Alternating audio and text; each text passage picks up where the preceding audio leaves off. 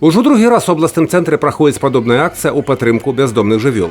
На гэты раз вырашылі правесці дабрачынны прабег 4+2, дзе гаспадары разам са сваімі выхаванцамі маглі паўдзельнічаць у прабезе на дыстанцыі 500 і 1000 метров. Усяго сабралося больш за 30 чалавек разам са сваімі сабакамі розных парод. Наша основная задача это создать определенный резонанс. Во-первых, здесь участники, вот само это взаимоотношение между людьми и животными, это показательно.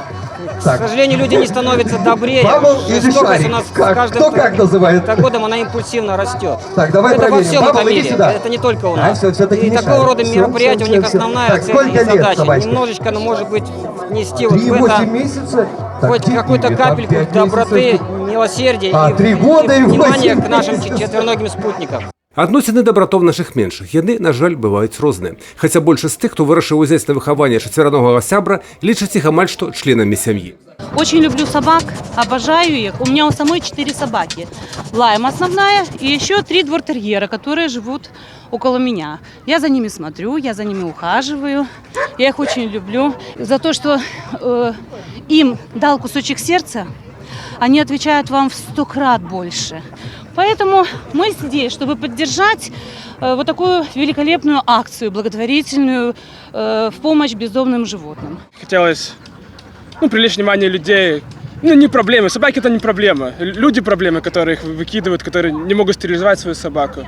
Просто привлечь внимание к собакам, вообще к домашним животным, что они не плохие, это мы их создаем такими. У час правядзення дабрачыннай акцыі прайшла і яшчэ адна, дзе ўсім жадаючым прапанавалі ўзяць на выхаванне бяздомных пітомцаў, якія трапілі ў пункт утрымання. Што ж тычыцца спартыўнай складаючай, то многія з чацвераногіх выхаванцаў, як нам падалося, выступілі нават лепш за сваіх гаспадароў. Дистанция небольшая, но конкуренция была. С собаками мы не часто бегаем, поэтому было интересно. Вообще супер. Просто, пришел сюда, просто отвести душу, пробежать с друзьями своими, с собачками, с питомцами, потому что я считаю, что это, скажем так, очень такой серьезный социальный вопрос нашего общества, и надо этому уделять очень много внимания. И вот данное мероприятие, оно, скажем так, показывает то, что мы можем жить вместе, в дружбе с нашими питомцами.